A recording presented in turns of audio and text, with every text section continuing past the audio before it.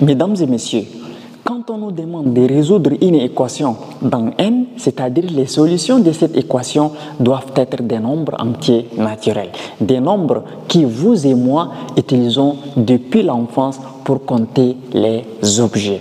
Alors, ce ne sont pas des nombres qui s'écrivent avec un signe moins, ni sous forme de fraction, ni avec un radical, ni avec une virgule.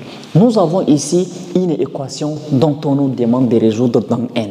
Il s'agit de l'équation x moins 5 factoriel qui est égale à 6 factoriel, 7 factoriel. Pour résoudre cette équation, on a d'abord besoin d'éliminer les symboles des factoriels. Mais on ne peut pas éliminer factoriel ici avec factoriel des deux côtés.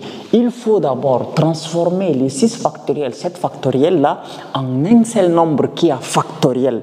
Un seul factoriel, et là on peut éliminer le factoriel de ce côté et de l'autre côté afin de pouvoir résoudre notre équation. Donc recopions d'abord l'équation. Nous avons ici x moins 5 factoriel qui est égal à 6 factoriel, 7 factoriel. Donc 6 factoriel c'est égal à 6 fois 5 fois 4 fois 3 fois 2 fois 1. Maintenant 7 factoriel c'est 7 fois 6 fois 5 fois 4 fois 3 fois 2 fois 1. Alors, on va arranger tous ces nombres-là de manière à ce qu'ils s'écrivent avec un seul factoriel. Maintenant, qu'est-ce que nous allons faire? Écrivons d'abord le plus grand nombre ici. Le plus grand, c'est 7. Donc, je l'écris ici, 7. Après, c'est 6 fois 5 fois 4 fois 3 fois 2 fois 1. Maintenant, les nombres que nous n'avons pas réécrits ici, c'est le 6, le 5, le 4, le 3, le 2 et le 1. Maintenant, réfléchissons un peu. Bien avant le 7, c'est-à-dire bien après le 7, il y a quel est le nombre qui est plus grand que le 7? Nous avons 8. Donc, utilisons 1, 2, 3, 4, 5, 6 là pour former 8. Donc, c'est-à-dire je dois utiliser les 4 avec le 2. 4 fois 2, ça fait 8. N'est-ce pas?